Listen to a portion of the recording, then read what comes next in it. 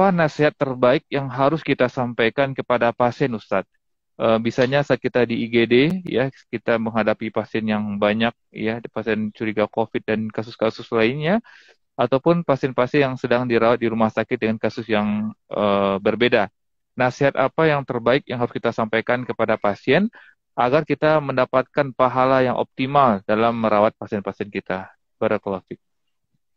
Nasihat yang paling baik adalah nasihat tauhid. Ya, sampaikan kepada pasien-pasien kita tauhid, ya, bahwa yang menyembuhkan adalah Allah Subhanahu wa taala. Kami hanya membantu, ya. Tapi yang menyembuhkan adalah Allah Subhanahu wa taala. Ini yang perlu kita tanamkan kepada para pasien kita.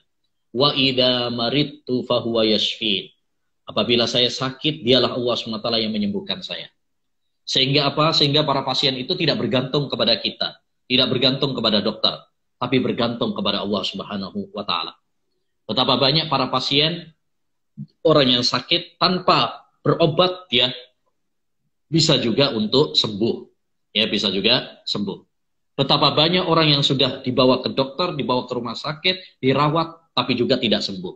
Ya, bahkan mati.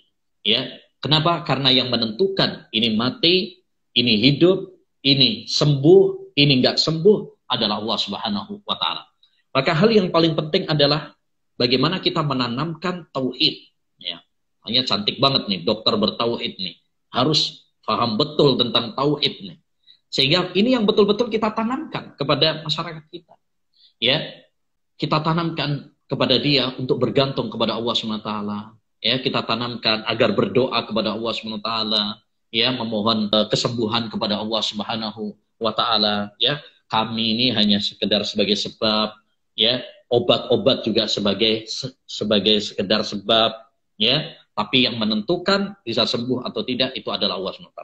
Ingatkan juga sholatnya, ya, makanya tadi sudah saya sampaikan, ya, dalam nasihat bahwa kita para dokter juga penting tuh untuk belajar agama, ya, supaya apa? Supaya bisa memasukkan konten-konten dakwah kepada para pasien kita, ya. Dan seperti tadi saya sampaikan, biasanya omongan-omongan dokter ini, ya, lebih banyak didengar oleh para pasien, ya, oleh para pasien. Lebih-lebih kalau para pasien tersebut dalam sakaratul maut, ya, maka kita tanamkan kepada mereka tauhid, ya, talqin dengan kalimat tauhid, la ilaha illallah. Kata Nabi, laqinu mautakum la ilaha illallah. Talqinlah orang yang akan mati di antara kalian dengan kalimat tauhid, la ilaha illallah. Tidak ada sesembahan yang berhak diibadahi kecuali hanya Allah Subhanahu wa taala.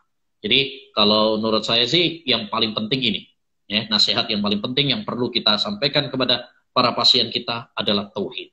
Wallahu a'lam.